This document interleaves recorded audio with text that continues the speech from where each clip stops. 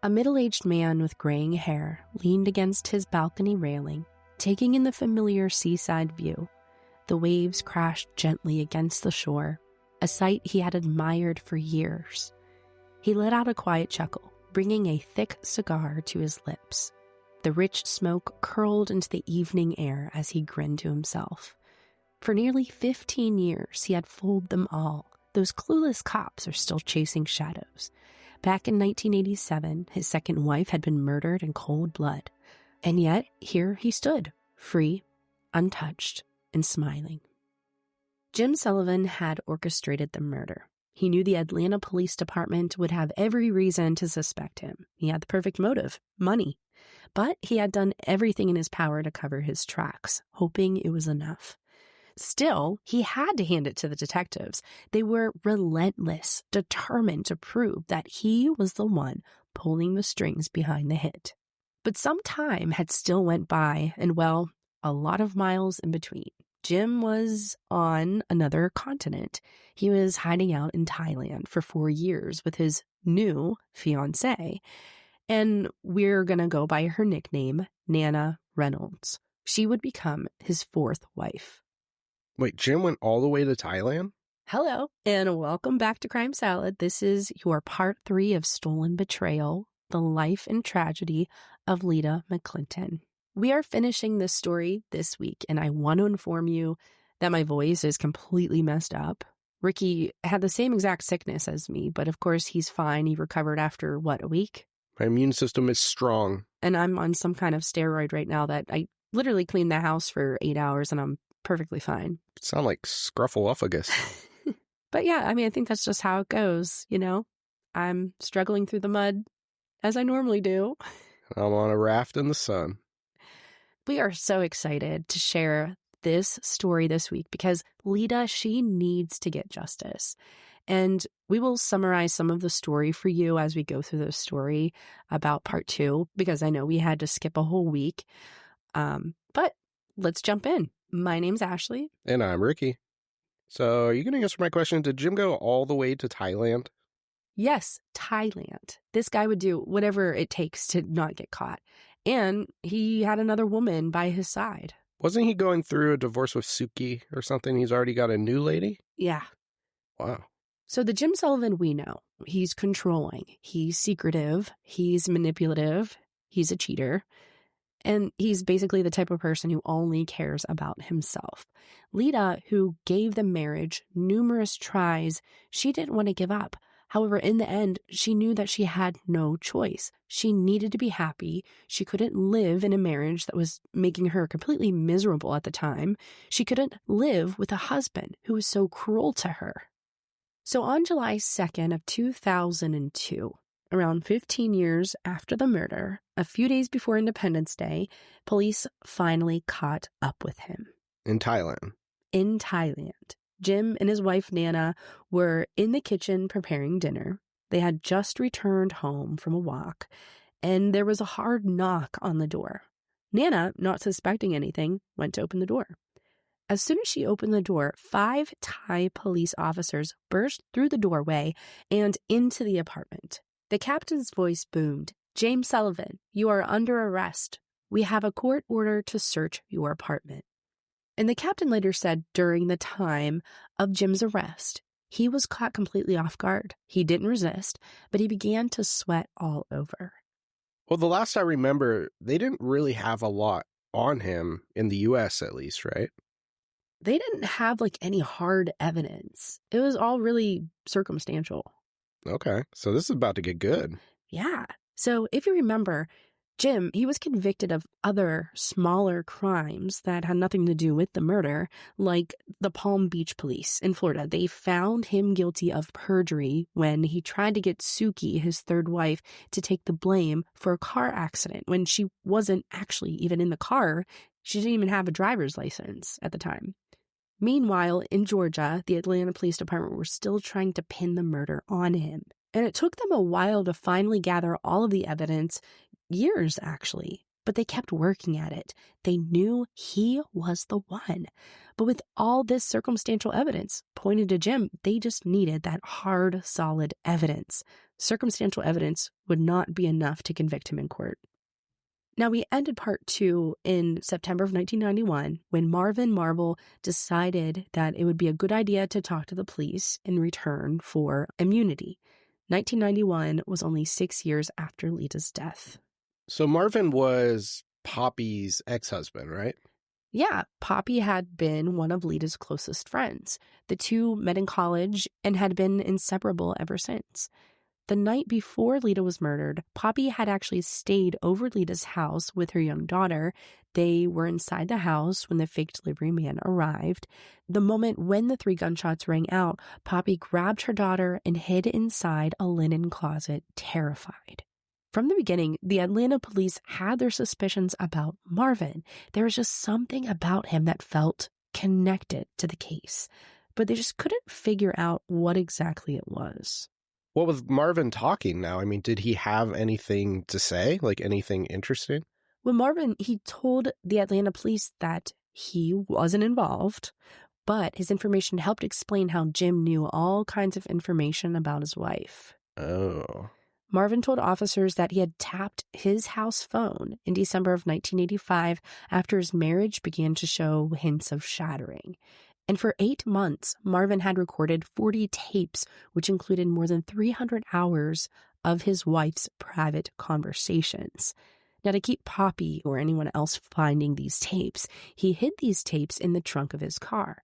Then, in February of 1986, he told Jim that these tapes provided enough evidence to show that Lita was leading Poppy astray. Basically, he told Jim that he had some dirt on Lita. And Marvin, he figured that he could sell these tapes to Jim and make some money off his hard work of recording hours of conversations and listening to every word that was said. Marvin was the kind of guy who liked to make a quick buck. But I thought him and Jim were friends. Like, he's going to charge him for this information? Heck yeah, he knows that Jim got some money. I guess they're probably similar people if they're friends.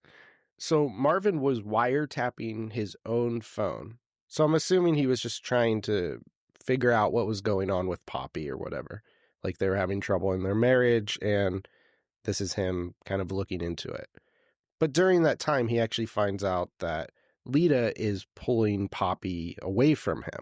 Yeah, he's kind of thinking that Lita is the reason why they are falling apart. Like, right. Maybe she's putting thoughts in Poppy's head, from his perspective. But he's telling the police this information, and this, honestly, is kind of incriminating, like maybe even a motive. And that's why it becomes suspicious, because, why, what was the point of you giving these tapes or doing these tapes? It's like, okay, for one, you're wiretapping your own phone, but 2, you have something against Lita. It might have caused your divorce. Yeah, exactly. Now, these tapes, they had conversations where Lita and Poppy talked about some of the men that Lita had been dating. In Marvin's opinion, the tape showed that their wives danced and partied all the time. They also talked about how they had experimented with a little cocaine. The conversations also had details about where the women went shopping, what they purchased, how much were their purchases, and details about Lita's attorney's divorce strategy. Oh, so that's the dirt. Yeah. And when Marvin provides Jim with this juicy information, he also mentions that he's going to stop recording and get rid of the recording device because he doesn't want anyone to find out about it. Jim thought otherwise. Well, of course he thought otherwise. Jim wants to get as much information as he can against Lita. Yeah, because he wants to hurt her. He doesn't want to give her a dime. Oh, and you know what's interesting here is he used that information against her because if you remember, he was telling the police that she had a drug problem. She was using cocaine. Maybe this was a drug deal that went bad. Yeah, exactly. Cocaine. And it's because he had all of this knowledge that he shouldn't have had. Yeah, and it's like maybe she dabbled in cocaine, or maybe it was years ago in college, Yeah. Because they were college friends. So it's maybe they were kind of reminiscing, or we don't know when it was happening. It could have been present, or it could have been a while ago. Yeah. So Marvin, he listened to Jim. He didn't stop recording. He kept those tapes rolling. And once one tape was filled with conversations, the tape would then be delivered to Jim. Both Jim and Marvin would speak more than 20 times. Like, these guys had nothing else better to do. When Jim received these tapes, he would hole himself in his office in his Palm Beach home, and he would listen to these tapes for hours and take plenty of notes. Then he would send a memo to his attorney. And there were times where he would ask Suki, who was there at the time as a live-in girlfriend, to listen to these tapes. He also had Marvin fly down to Palm Beach using a fake name so he can stay overnight and tell Jim all of the dirty tidbits he had about Lita, and Jim agreed to pay him $30,000 for all of this information. But, like, why? What's the point of doing all of this? It just seems so obsessive. It does. It's like, again, like, do you have anything else better to do? Not to mention, isn't wiretapping illegal? Yeah. I guess they don't care about illegal things, though. But yeah, Jim kind of has a nice little, record going. Yeah, for sure. Yeah, so if you're not a part of the conversation, it is considered wiretapping, which is a felony. So when Marvin returns home from Palm Beach, he goes to get the latest tape that he had been actively recording while he was on his Palm Beach trip. And he finds no tape. It's gone. He's freaking out. He races to the living room where he finds Poppy playing the piano. And it's plain to him that she's upset. She's been crying. Her eyes show redness and puffiness. He tells her, "I believe you have something that belongs to me." Poppy ignores him. She keeps playing the piano. Marvin slowly approaches the piano, and Poppy suddenly stops playing. And she tells Marvin, "I want a divorce." Well, there goes their marriage. And so the next day, Poppy immediately gets a hold of attorney Richard Scheifman, the same attorney that Lita has. And Lita immediately calls the police to let them know that Marvin had been taping their conversations. When Marvin hears of the Fulton County District Attorney's Office wanting to indict him, he gets rid of the tapes by dumping them into a dumpster behind the DeKalb County Mall. He also pleads guilty to invasion of privacy charges, and he gets 2 years of probation. Yet, Jim never paid him the $30,000 that was promised for the information that he received from those tapes. Dang, that backfired. So Marvin gets caught. Then he doesn't get a cent of the $30,000 that he's owed. And he's getting a divorce. I don't know if I feel bad for him. Kinda. Now, not only did Jim not pay Marvin anything, he also stole 5 of the 35 tapes.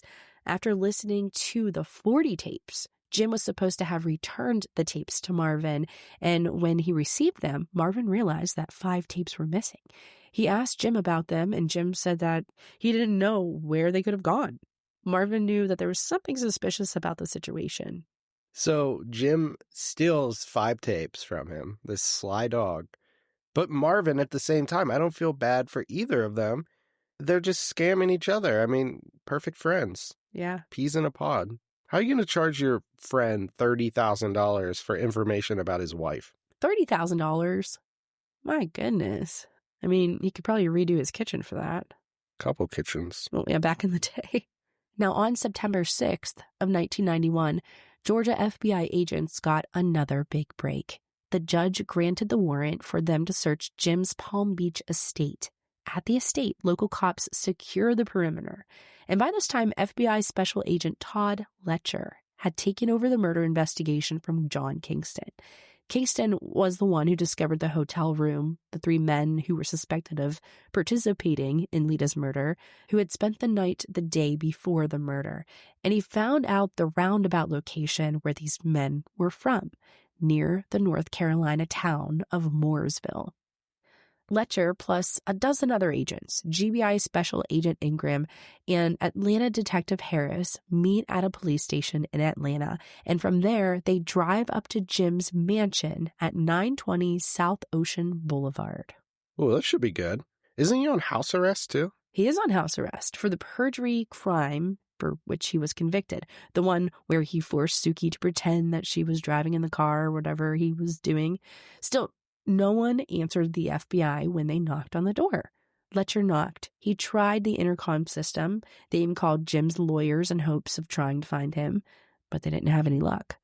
Letcher and other agents walk toward the back of the house, and Letcher pushes a pantry window open. The warrant stated that they could enter the estate without the owner's permission.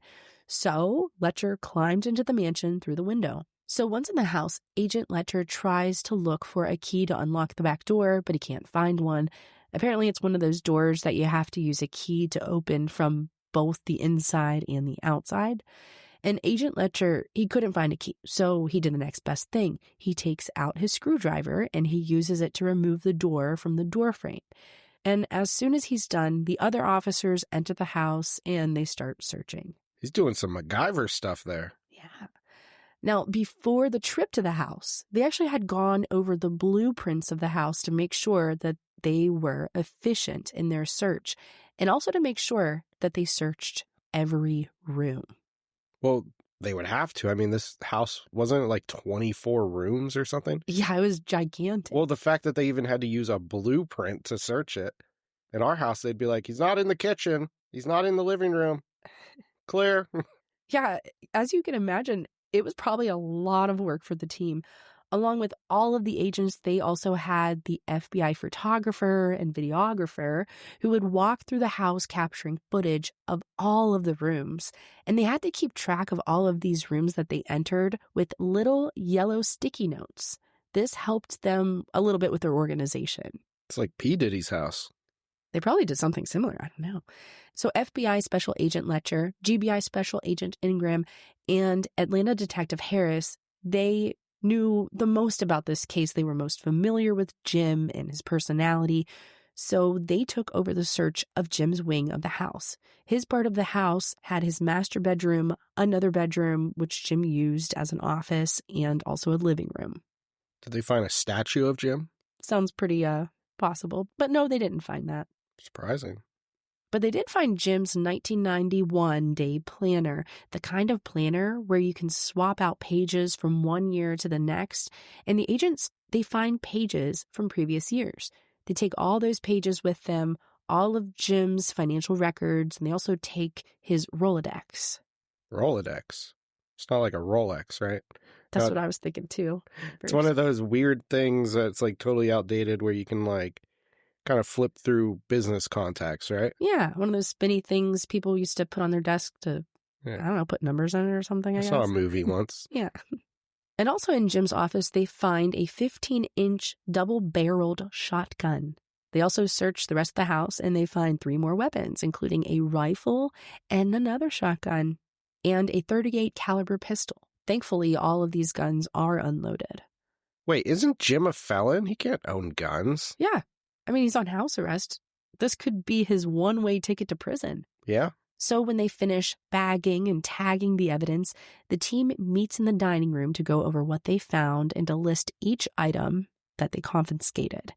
Then they leave Jim a copy of the warrant and a list of all the items that they seized on the dining room table. It's when the team members are pulling away from the mansion in their cars that Jim drives up in Lita's old Mercedes, the one he claimed as his own after Lita's murder. Jim had been at a downtown shareholder meeting. He was conducting business, a reason that he used to get out of his house arrest for part of the day. Could you imagine seeing FBI agents leaving your house as you're coming home? I bet you his heart dropped. He's probably sweating bullets. Oh, pun. So when Jim arrives, Harris, Ingram, and Letcher, they asked to speak with him inside the house. They actually prepared a list of questions to ask him in case they ran into him. Ingram did some of the talking. He asked Jim pointedly, "Were you in any way responsible for Lita's death?" Jim denies any involvement. "No, I'm not," he said. Ingram then asks him, "Jim, tell me, do you think Lita's death was intentionally caused?" Jim says, "I have no idea." Then Ingram asked him, "Why do you think anyone would kill Lita?" Jim repeats all of the stories he told earlier officers. It's like he was already programmed with the lies that he told. Lita's supposed addiction with the drugs, or maybe her parents had something to do with her murder for the insurance money. You know, the same old story. Well, yeah, he always wants to ruin Lita's reputation in some way. Plus, he had all that information on her. Yeah, and it didn't matter if these were lies or if they were an exaggerated form of the truth. He was determined to stick to his fabricated, overly rehearsed story. That's my story, and I'm sticking to it. And yet, Ingram kept questioning him. Tell me why you would do something like this, he asked Jim. Jim didn't acknowledge the question. Unthinkable and inconceivable, he says. Ingram asks, what do you think should happen to the person who did this? Well, answers Jim, they should be put away. Wow, he's actually right for once. I know. So the agents and the officers, they looked through all of the material that they had collected from Jim's home, and they didn't get a lot of information from the papers that they gathered. Bummer. Instead, they discovered that Jim liked to stalk people. During the first few years that he dated Suki, who became his third wife, he included detailed notes about Suki's whereabouts. For instance, on January 16th, 1987, the day of Lita's murder, he wrote that Suki was with him that night until noon on Saturday. The night of Lita's murder, he and Suki had dinner at Joe's, an expensive French restaurant. Then the following day, he wrote, Suki's supposed to be with me tonight. She said she called me. Didn't. On January 18th of 1987, which was 2 days after Lita's murder, he wrote in the planner that Suki went to a dinner party. She said she would try to get away early and stay with me. Didn't. Went to his house instead. I thought this was a day planner. This is like a Dear Diary. Like a stalking diary. Dear Diary, Suki broke my heart. I'm sad. Jim. I bet she didn't even know that this was going on at all. Well, he's definitely a controlling guy, for sure. Yeah. Now, while the FBI and the Atlanta police could not find any solid evidence in the paperwork that they were looking through, they were able to get him for the weapons that they found inside of his home. 4 days after the FBI raid, law enforcement officers arrested Jim and charged him with possession of a firearms by a felon and possession of an illegal sawed-off shotgun. The shotgun he owned was actually 3 inches shorter than the legal limit. Now, the law may have changed since the time that Jim was arrested, but perjury in Florida is a third-degree felony. So basically, they can't get him for murder, so this is the next best thing. Just trying to get something, Right. like, oh, we got to get this guy behind bars before he hurts someone else. It's like that Al Capone guy, right? They got him for tax evasion. Yeah, it's a lot like that. Now, Jim's lawyers, they tried to say that the guns belonged to a friend. They explained that a friend had stored the weapons in his basement, but the judge didn't buy it. Well, if you're a felon, you're not going to be doing that type of favor for a friend. You can't have firearms. Exactly. Not to mention one of them was in his office, I think. Yeah. I'm keeping a good eye on it. Now, by this time, the judge had enough of Jim's foolishness. Since Jim had violated the requirements of his house arrest, the judge ordered Jim spend the remaining time that he had on his house arrest, which was the 9 months, in the Palm Beach County Jail. So Jim, he is now in a cell, but he's not there for the charge that the McClintons and the Atlanta police and the FBI want him for. The police and the FBI still have to do some more digging. I don't know about you, but this is such a slow case. At least they have him locked up for something, but man, like, it is taking forever. Yeah, and not to mention, he's only going to be in there for 9 months. Yeah. What happens after 9 months? He gets out? And...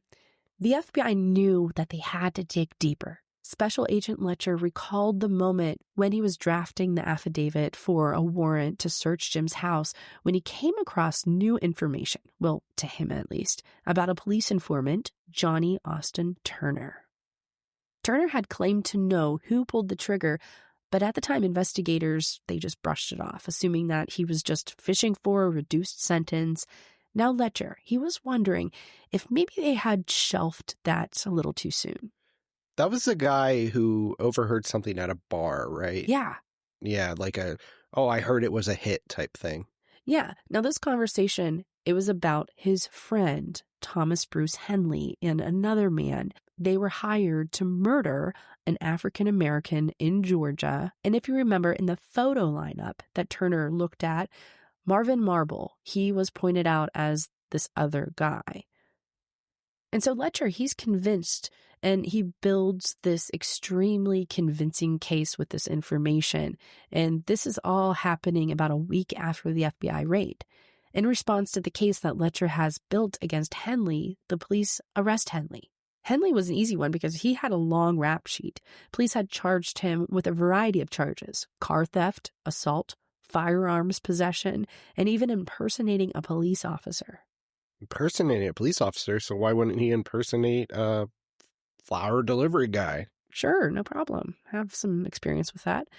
Letcher believed that Henley and another violent criminal, Clinton Botts, had arranged the murder, while Marvin was the one who helped broker the deal between Botts and Henley, and the one behind the desire to get rid of Lita was Jim Sullivan. It's not a bad theory. Well, the problem is Henley is in jail for a month, but the court officials aren't able to indict him because the FBI and the Atlanta police are not able to find enough evidence to make this theory stick. It doesn't help when Henley's lawyers say that no one should believe the informant because Turner has numerous convictions and is only seeking leniency on those convictions. And Henley's boss provides an alibi for Henley. He says that Henley was at work during the time of the murder. Also, police are unable to find anything that ties Botts to the case either, so he never gets arrested. And Marvin, again, denies that he has any involvement in the case. He says that he has no link to the case except the reckless wiretapping conviction he received for recording his wife's conversation, but that was it. You know, this goes to show just how complicated these cases can be. I know, right? It's nuts. It's like every time you find out more information, you hit another roadblock or dead end. I imagine these agents going through like a maze, like a really like detailed maze, and it's like they're hitting these walls and it's like, ah. Yeah. Or it's like not having a body or something. Like how frustrating that would be because you're like, come on, obviously he did it. Yeah, it would be so frustrating. But even for the families too, because they're on another side of it all where they just want justice, you know, and they're like, oh my gosh, it's just horrible. It's a horrible thing. Yeah. Now later, FBI Special Agent Letcher would say about the informant that Johnny Austin Turner was a piece of work. He was always angling to get what was best for himself. He wasted a lot of time chasing all of that down. Now, at this point, private investigator Patrick McKenna, who is based out of West Palm Beach, has joined the investigation, but he's working for Emory Sr. and Joanne McClinton. They wanted his help to find a lawyer to take on a civil suit against Jim. And McKenna had just the guy, his buddy Brad Moore, who he knew from college. What would that lawsuit even do, though? I can't say for sure. So something many families of murder victims do is they file a civil lawsuit to ask for money to compensate for the loss of the victim. It's a lot like what Nicole Brown Simpson's and Ronald Goldman's families did when O.J. Simpson wasn't criminally convicted for their murders. They sued in the civil courts and they received $33.5 million for their loss. I mean, I guess that makes sense. They probably didn't do it for the money. They're just really looking for justice, but also the money. Yeah, I mean, well, they're probably doing their own investigating. They're probably taking time out of work. They're probably completely devastated from this. And it's like, we just need something. The McClintons chose McKenna because he had experience working on high-profile cases. He was a part of the investigation for the William Kennedy Smith case, where Smith, who is the nephew of the now-deceased Ted Kennedy, who was arrested for rape in 1991. Later on, McKenna would also assist in the Simpsons' defense. He was the one who uncovered the Furman tapes, which exposed Detective Mark Furman making racist remarks. This discovery significantly impacted the case, casting doubt on Furman's credibility and shifting the trial's trajectory in Simpson's favor. All right, so we got our guy. This is the one, he's going to bring us home. Yeah, this is what they need. And McKenna was happy to be helping the McClintons. He would later say about them, quote, "They contacted me looking for someone to help them in the wrongful death suit. I thought of Brad Moore's. We were both trying to build up a business, and neither of us could really afford to do it. The McClintons were ordinary people. They didn't have the kind of money you need to hire high-powered legal staff. We knew the case would cost a lot to put on, but it was the right thing to do. As soon as I spoke to Emery McClinton, I was hooked. He and Joanne are wonderful people. What was incredible to me was that they believed in the system even after all of these years. So Brad Moores, he files a wrongful death case against Jim for the McClintons. This is the civil suit that Lita's parents brought against Lita's husband. As McKenna had mentioned when he spoke of the McClintons, he wanted to work with them, but he and Moores didn't have a lot of money saved up, and in a wrongful death case, the attorneys get paid at the end of the case once a judgment is settled. Therefore, Moores and McKenna brought on a second attorney to the team, Atlanta attorney David Boone. Boone was more experienced and he had more funds to disperse for their investigation. Okay. Sounds like a good idea. Meanwhile, while Jim's in jail, he can't afford the Palm Beach mansion anymore. Also, he lost $1.5 million when he invested in his former friend's company. If you remember George Bissell, he had not only swindled Jim, but many others when he encouraged them to invest in his Ponzi scheme. Oh, yeah, when he sucked up all his money in the metaphorical vacuum.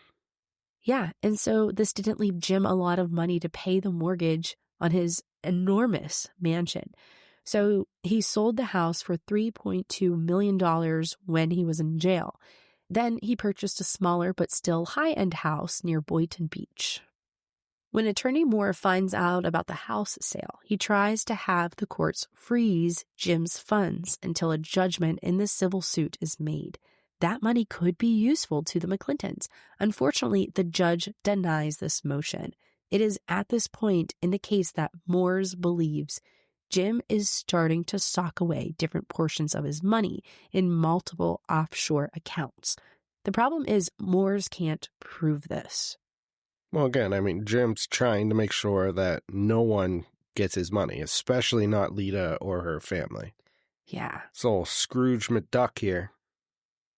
It is while Jim is in jail that a federal grand jury indicts Jim on 5 counts of conspiracy to commit contract killing by the use of interstate phone calls. So if you remember from the last episode, a new statute had passed in 1984, which simply stated that if an individual uses the phone, or nowadays this statute includes the internet too, across state lines to plan a murder, the crime automatically becomes a federal crime. When the Atlanta police discovered that a phone call made from a Georgia payphone to Jim's Palm Beach mansion in Florida, they believed the crime became a federal crime. And that indictment comes in the nick of time too, because there's a 5-year statute of limitations on this crime. An indictment comes in just 6 days before the expiration date. Lita's murder was on January 16th of 1987, and the federal grand jury indicted Jim on January 10th of 1992. Holy cow, they didn't have any time to spare. No. The court set the trial for November of 1992, and here are the exact charges. Count 1, using interstate phone lines between his Palm Beach mansion and Marvin Marble's home in Atlanta at 7:02 a.m. on January 13th, 1987, to arrange and pay for the murder of Lita McClinton Sullivan. Count 2, using interstate phone lines between room 518 in the Howard Johnson Motel at 5793 Roswell Road, Atlanta, and his Palm Beach home at 7:44 a.m. on January 13th, 1987, to arrange and pay for the murder of Lita McClinton Sullivan. This phone call lasts between 2 to 3 minutes. Count 3, using interstate phone lines between his home in Palm Beach and the Howard Johnson Motel at 10:33 a.m. on January 13th, 1987. This phone call may have been to tell Jim that the attempt had failed. Before January 16th, 1987, there may have been an earlier attempt to kill Lita when someone knocked at her door early in the morning. I think it was 6 or 7 a.m., and Lita had been too tired to get out of bed. Her exhaustion and desire to stay in bed may have bought her 3 more days of life. Because the knocker left when no one answers the door, then 3 days later, the fake delivery man arrived and shot Lita in the face. Count 4 was for using the interstate phone lines between the Sewanee rest stop in Sandy Springs, Georgia, and Palm Beach at 9 a.m. on January 16, 1987, to arrange and pay for the murder of Lita McClinton Sullivan.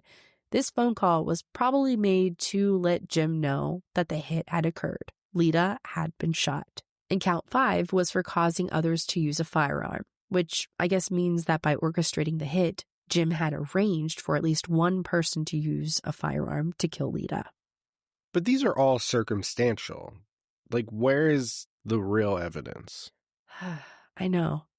But when the news broke of all the indictments, the McClintons were happy with the news. But the news was also bittersweet, especially since the indictments came so close to the 5-year anniversary of Lita's death. A Palm Beach Daily News article quoted Joanne, Lita's mom, as saying, "You wait for this so long. I was in shambles. I was so elated, yet so depressed because it is so close to the anniversary of Lita's death, and this brings it all back." In jail, Jim also finds some time to get a new romance kindling. He got himself a new girlfriend, a woman by the name of Karen Grinner. Later in court, Grinner would say she first met Jim when she was working as a property manager in Macon, Georgia, where Jim and Lita used to live before they moved to Palm Beach, Florida.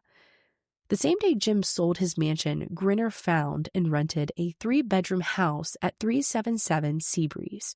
She paid $2,500 of the total for 3 months of rent of $5,550, and Sullivan paid the remaining $3,050. But this apartment turned out to be its own little fiasco. Grinner had stopped payment on her check because they found the apartment was filthy, overrun with cockroaches and mice. The owner, Francis Euler, sued. But then Grinner and Sullivan countersued. Why is it that Jim cannot stay out of trouble? Like, he keeps the court busy 24/7. He does. Then on April 3rd of 1992, U.S. Marshals escorted Jim from the Palm Beach County Jail to Georgia. Jim was required to answer for the federal charges. Jim had an arraignment he needed to attend. When Jim got there, in court, he denied any involvement. He faced the judge and said, "I plead not guilty, Your Honor." He also hired lawyers, Ed Garland and Don Samuels, to defend him on the murder case. Garland and Samuels are law firm partners, and they will go on to work on some famous Georgia cases, including former Pittsburgh Steelers quarterback Ben Roethlisberger, when a Georgia college student had accused him of sexually assaulting her. Oh, I remember that.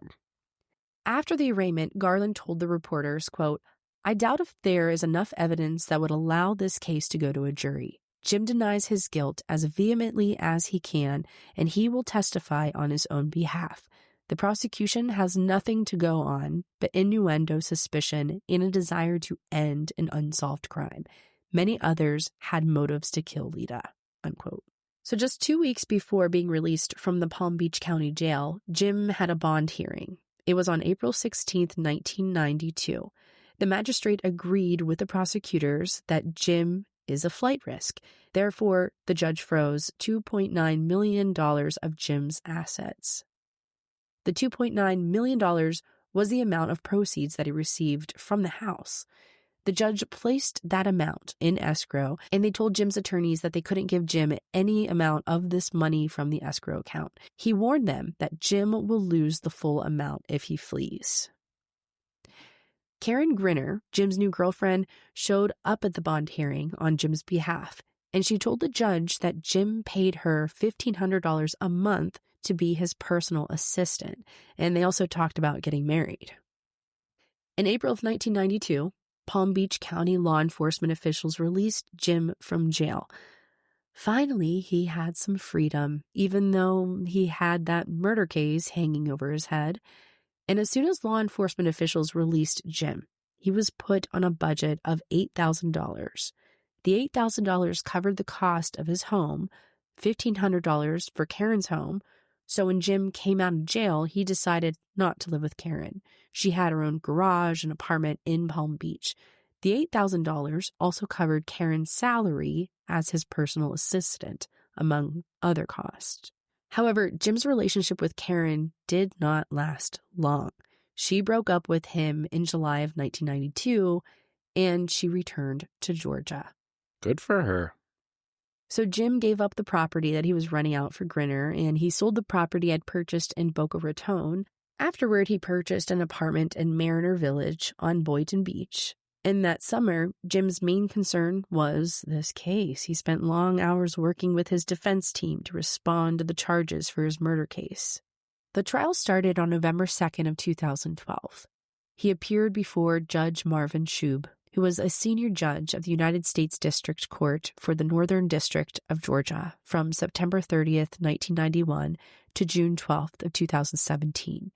In 1992, Judge Shube was a World War II veteran, and he would have been in his second year in that seat.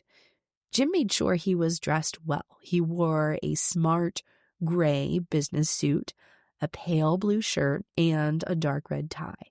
He had his shoes shined. He had his red curly hair trimmed and combed back, looking presentable. The jury, which had been selected the previous day, waited patiently for U.S. Attorney Robert F. Schroeder to make his opening remarks. The attorneys had begun jury selection on November 1st, 1992, with 60 potential jurors, and only 16 made it through, where the attorneys questioned each of the jurors, and they selected which ones they wanted to sit on the bench. The jury consisted of 12 members and 4 alternates. Of the 12, 8 were men and 4 were women. The group also had 2 school teachers, an engineer, an office manager, a software analyst, a geologist, a Georgia state government employee, and a city controller. U.S. Attorney Robert F. Schroeder started with his opening argument. James Vincent Sullivan is a cheap and miserable man who is so preoccupied with his wealth. It was the be-all and end-all of his existence. He arranged to have his wife murdered. He arranged to have other people commit the brutal execution of his wife. He is cheap and miserly. He didn't want to lose anything. Lita, who gunned down just hours before a divorce hearing that could have resulted in her being awarded a substantial chunk of Sullivan's fortune. He wasn't about to take that risk. Wow. They are describing Jim to a T. Yeah, they did their homework for sure. Schroeder would continue with his opening arguments. He described the murder, saying how a trusting and innocent Lita would open the door to a killer. He said that his case would show that Sullivan was the mastermind behind Lita's murder. He said that they had been tipped off by an informant of 3 men who had plotted to kill the African-American wife of a millionaire who was living in Florida. He also explained how the phone calls showed the behind-the-scenes communications between Jim and the hitmen. Schroeder also pointed out that Jim said that he called the Howard Johnson Hotel because he wanted to book an upcoming trip. He told the courtroom Sullivan would have you all believe that he was trying to book a room for an upcoming trip. This, he said, referring to Jim, is not a Howard Johnson man. This is a Ritz-Carlton man. Surely, if he was trying to book a room, he would have talked to the desk clerk about a reservation. Instead, Schroeder mentioned how the phone records indicated the calls were made to a particular room, not the hotel's main desk. And the defense countered this by stating the prosecution's case lacks solid evidence or believable witnesses. The investigators have blinders on. They look at the facts and see only speculation and guesswork and what they want to see. You will not be told any details about the telephone calls made between the mansion and the motel. You will not know what was said or who said it because all they have is speculation. There's no proof about who made the calls and what was said. And honestly, that is the weakest part of the investigation, ultimately. Yeah. But it is still strange.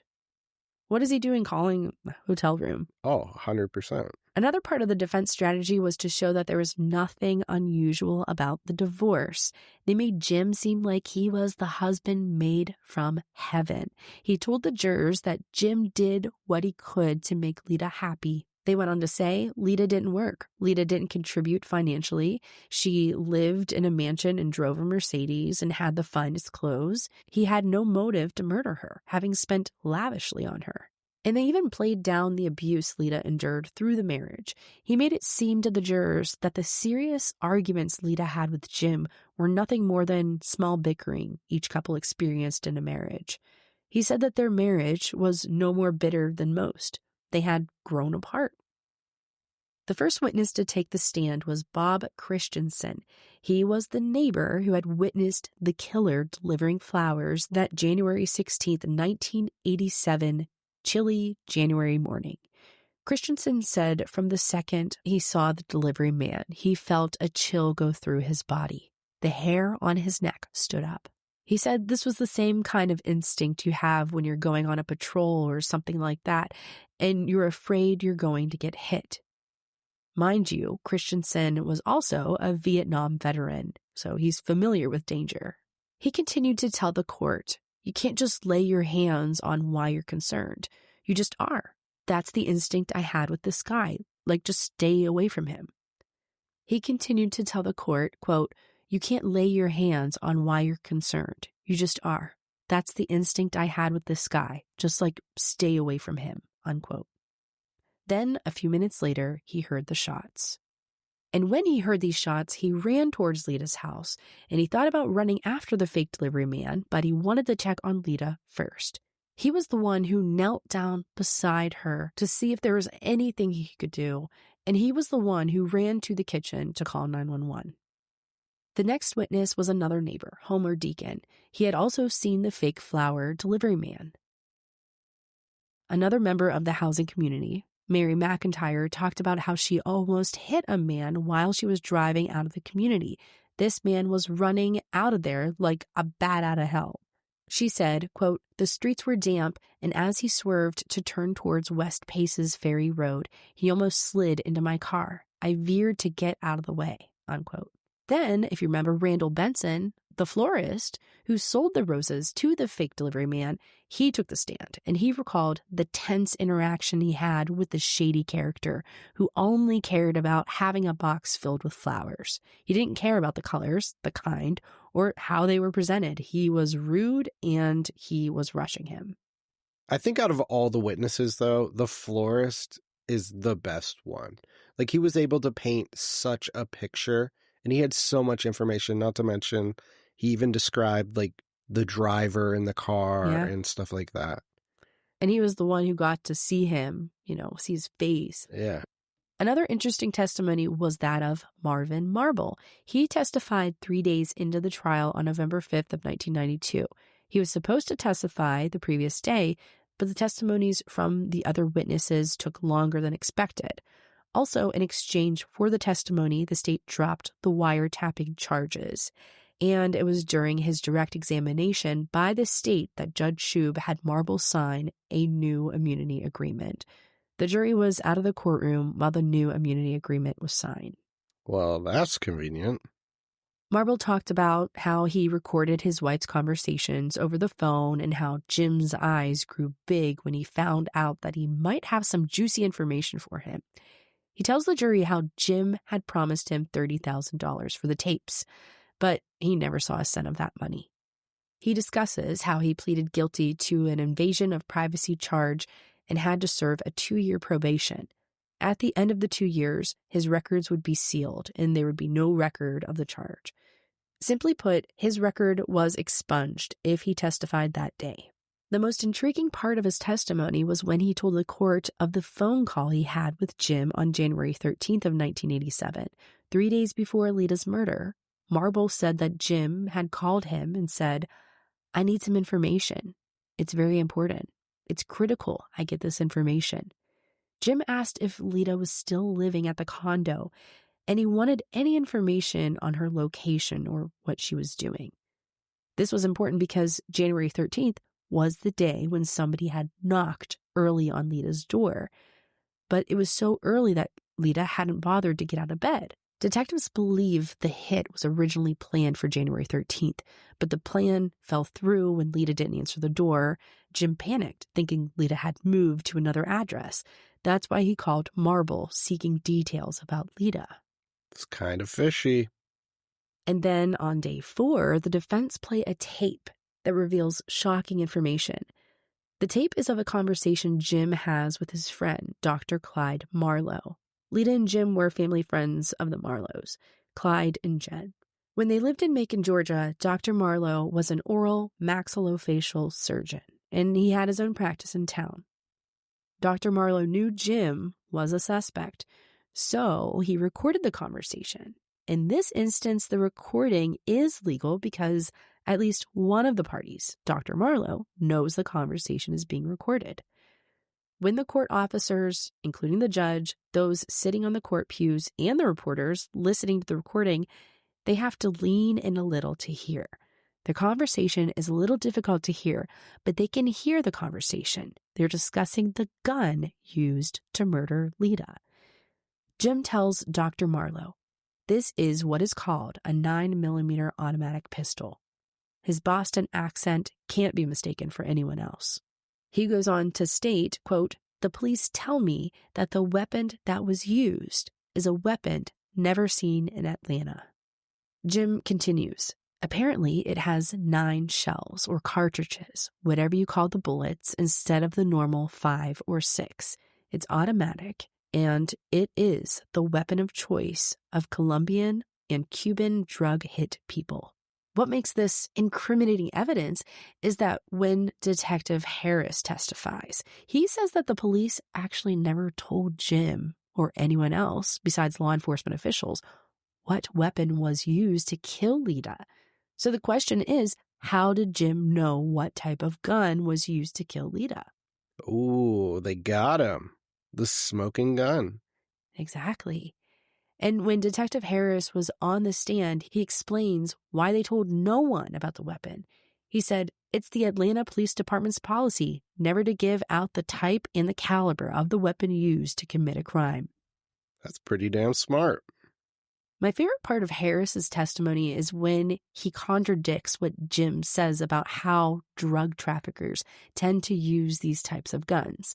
He exhibits that Jim, who is arrogant and believes he is always the smartest person in any given conversation, had no idea what he was talking about when it came to weapons and crime.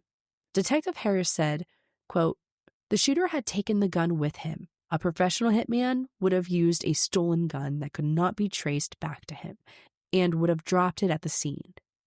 He adds that a 9mm gun is usually not used in these types of crimes. Detective Harris further explains this by saying the 9mm gun is a semi-automatic weapon, and once it's fired, it ejects shell casings, and therefore you leave these things lying at the scene. So after all of that, years and years and years and years, that's what incriminates Jim. Yep. It's actually really, really nice to see Jim get caught in this way because, like we said in the past, he always thinks he's the smartest person in the room. Yeah, right? And to be outsmarted, like using his words against him is like, oh, it's so good. The ultimate stab. Yeah. So that's the end of Stolen Betrayal, the life and tragedy of Lita McClinton. But yeah, we want to thank you guys for everything. Thank you for listening. Thank you for putting up with us being sick. Mostly just Ashley, because I have an amazing immune system. I know. Apparently I don't. I'm kind of thinking I might have pneumonia, but I don't know. I'm going to go get it checked. Maybe. But I'm also a hypochondriac.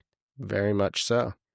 And if you want to support our show, you want to support Crime Salad, it doesn't hurt to leave a 5-star review. You know, I know it's easier to say something negative than it is to say something positive, but we would really, really appreciate it. Last week we hit 65 on the true crime charts, which is amazing to us. That's crazy. That puts us next to shows that we idolize, like Little Crime Salad next to shows like Audio Chuck shows. Or... Yeah, we were one up from The Deck, Ashley Flowers' The Deck. So I was like, oh my goodness, that's so cool. Right? It's crazy. But yeah, if you guys would like to support our show, doing things like reviews, or if you see forums that are like, what kind of true crime show should I listen to? You know, mention Crime Salad, because those types of things help. You know, the more listeners we have or the more positive reviews we have, help grow our show. For sure. if you see like one of our videos that we're making on our social media accounts, share them or comment on them. We'd greatly appreciate it. For sure. Let's see how far we can push this thing. Together. All right. Well, I think that's good for this week, huh? I think so. We will see you next week.